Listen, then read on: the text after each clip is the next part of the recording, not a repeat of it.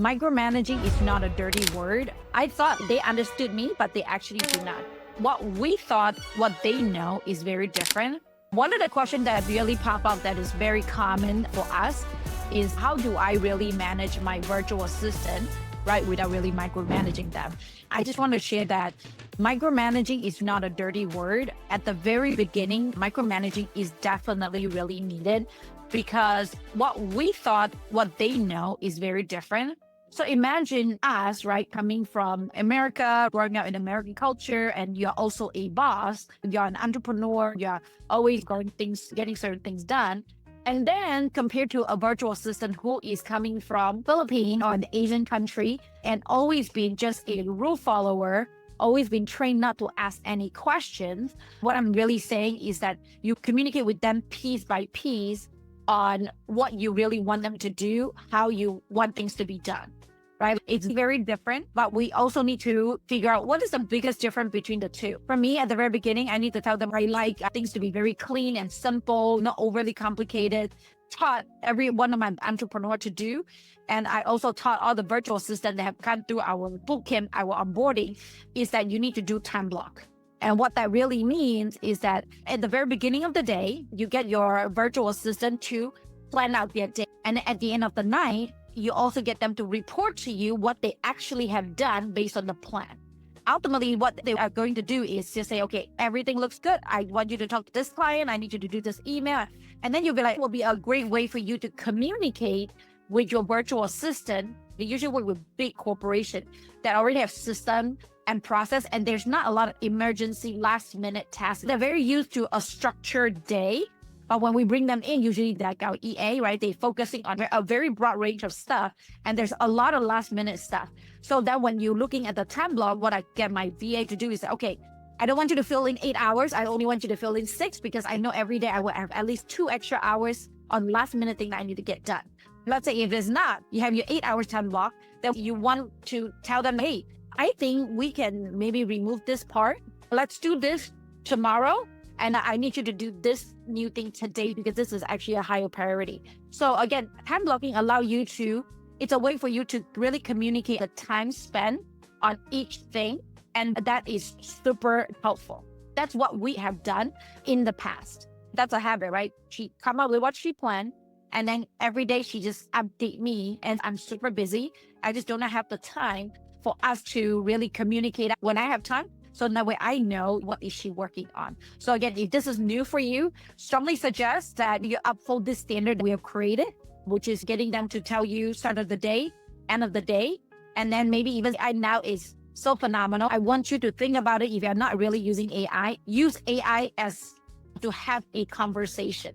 Just like with your best friend, there's no limit. You can ask it any questions. If you say, I don't know how to prompt it, you can literally pop it in and say, I don't know how to prompt it. Please create me this prompt. Or you can say, I have this transcript. Right now, I'm really big on transcript. Get the call recorded, get the transcript out. And then I say, what can I get from this transcript, let's say?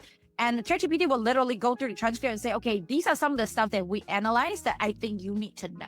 So what we did with our AI is that I talk about in sales that I thought would be very useful and helpful for you is this. Every single sales call that we have, we always have it recorded in loop. What we did is I get on the call, right? This is what I do with my VA to show it better because they might not have the imagination of what you're talking about. I thought they understood me, but they actually do not. So what I did is I say, here is the transcript of one of our clients. His name is Chris.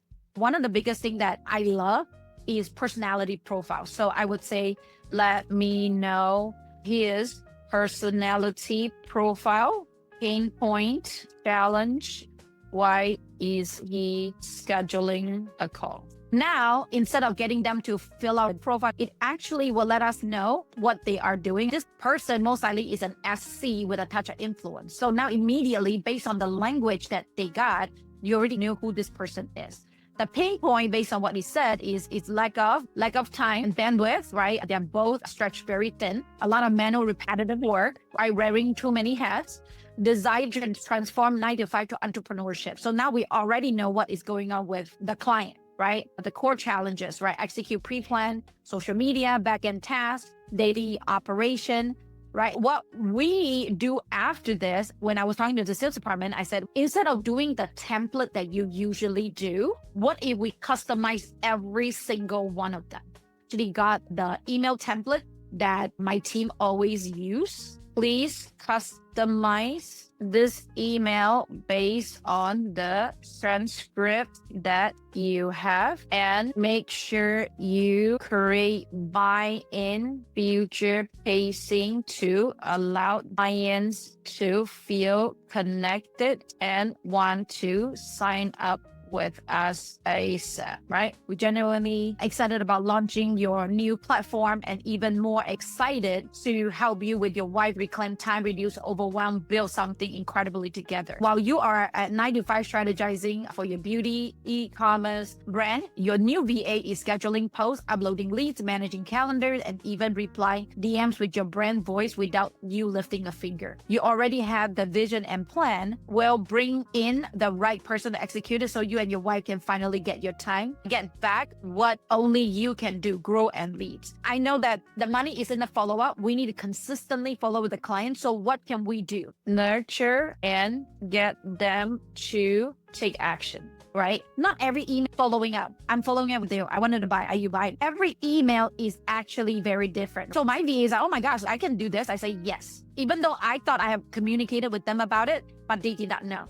So then we started to create this. So let's create a 14 days campaign that include text, voicemail, and email to the client based on the transcription. So this is really customizing it based on the transcript that we initially got with the client for the first 30 minutes phone call. And then we ask it to come up with a campaign. And then my virtual assistant now is scheduling the email campaign out to the client using the software, the CRM. There's a lot more nurturing and customized information. Have conversation with the client at any given time. One big piece I did touch on is you can also get ChatGPT to say, okay, what are some of the phrases that I can use with the client to make them feel calm, connected, and safe? Even if we don't do anything else, just execute this one thing, which is use ChatGPT on every single call, customize all the chat sequence and all the campaign for this one specific client, right? Then I know that our closing ratio will at least boost up by 50%. And all you need to do is just leverage chat. They are not doing it the level that I want them to do, because obviously I have certainty of nobody's going to replace me because I'm the boss, but they still have a lot of thoughts that maybe they might replace me. Maybe I shouldn't use it as much. Maybe if I use it too much, maybe they will think that I'm not smart enough. I need to genuinely create it for my own. And that is no longer the standard. The standard now is modeling after AI, and make sure that we use all that.